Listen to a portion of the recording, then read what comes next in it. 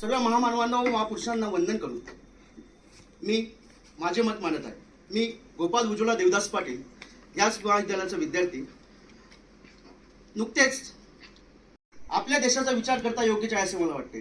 कारण माननीय महोदय, आपल्या देशामध्ये होणाऱ्या विधानसभा व लोकसभा निवडणुका ह्या वेगवेगळ्या तारखेला घेतल्या जातात आणि त्यामुळे आपल्या देशाची आर्थिक हानी होताना दिसून येते.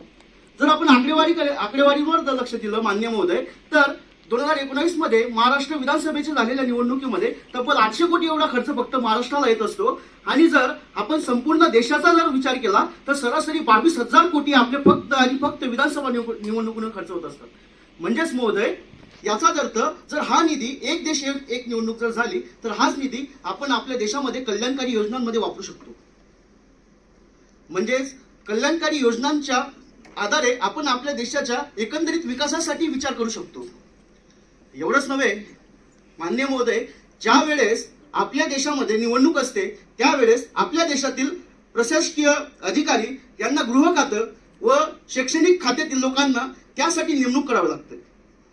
आणि शैक्षणिक खात्यातील ज्या लोकांची त्या ठिकाणी नेमणूक असते त्यांचं कुठंतरी विद्यार्थ्यांकडे दुर्लक्ष होताना दिसून येते. माननीय महोदय, एक देश एक निवडणूक जर झाली तर त्या उद्देशाने एकच वेळेस सर्व अधिकारी नेमणूक केले जातील आणि एकच वेळेस सर्वांची त्या ठिकाणी घोषणा केली जाईल. तदनंतर माननीय महोदय, आपल्या देशामध्ये ज्या वेळेस निवडणूक घोषित केली जाते, म्हणजे आपण जर महाराष्ट्राचा विचार केला तर महाराष्ट्र राज्यामध्ये विधानसभा व लोकसभा निवडणूक ही एकाच वर्षी येत असते. आणि महोदय, एकंदरीत आपण जर विचार केला तर लोकसभा निवडणुकीसाठी तब्बल 90 दिवस व विधानसभा निवडणुकीसाठी तब्बल 40 दिवस या महाराष्ट्र राज्यामध्ये आचारसंहिता असते. म्हणजे एकूणच 130 दिवस महाराष्ट्र राज्याचा विकास थांबलेला असतो.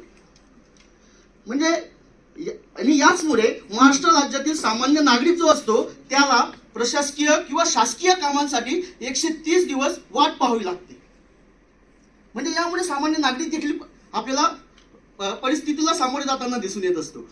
परंतु माननीय महोदय, जर एक देश एक निवडणूक झाली तर या 130 दिवसांची आचारसंहिता आपल्याला फक्त आणि फक्त 50 दिवसांना ठेवते.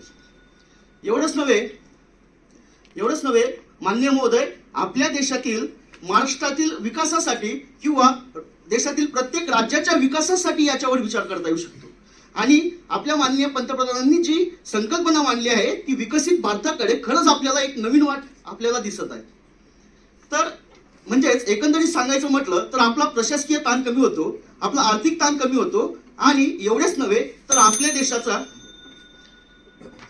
धन्यवाद.